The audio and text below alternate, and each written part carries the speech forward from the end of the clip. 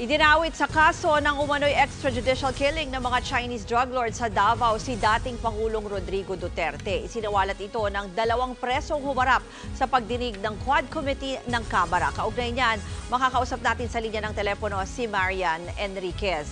Marian, ano raw ba ang kinalaman ni dating Pangulong Duterte? Anong lumabas dyan sa hearing? Yung nakatakdang ipatawag ng House Quad Committee si dating Pangulong Rodrigo Duterte tungkol sa umunay pagkakasangkot niya sa pamamaslang sa 3 itinuturong Chinese drug lords sa Davao noong 2016. Hayagang binanggit ang pangalan ni Duterte ng 2 persons deprived of liberty o PDL sa pagdinig ng Kamara tungkol sa ugnayan ng mga pogo, illegal na droga, sindikatong Chinese at mga extrajudicial killings. Inamin ni Fernando Magdadaro at Leopoldo Tan na pinatay nila sa Davao Prison and Penal Farm noong August 2016 ang umunay mga dayuhang drug lord na sina Cho King Tung, Jackson Lee at Peter Wang. Ayon kay Tan, pinangakuan sila ng mga pulis ng tig-1 milyong piso at kalayaan kapalit ng ulo ng mga Chinese national.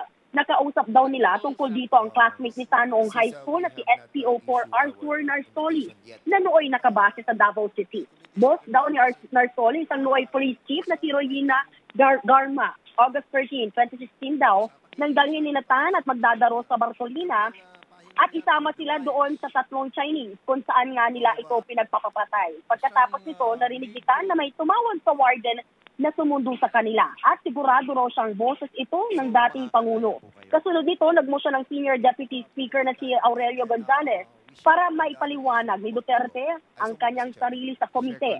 Ipatatawag din ang mga pulis at iba pang opisyal na binanggit ng 2 PDL. Samantala, tinawag namang demolition job sa mga Duterte ni dating Presidential Legal Counsel Salvador Panelo ang akusasyong ito. Diit ni Panelo, madali lang magsinungaling para sa mga preso dahil habang buhay na silang makukulong. Halata rin daw na ginagawa lang ito ng 2 PDL kapalit ng pabor mula sa mga gustong sumira sa pamilya Duterte. Ruth? Maraming salamat, Marian Enriquez. Mga kapatid, ako po si Ruth Cabal.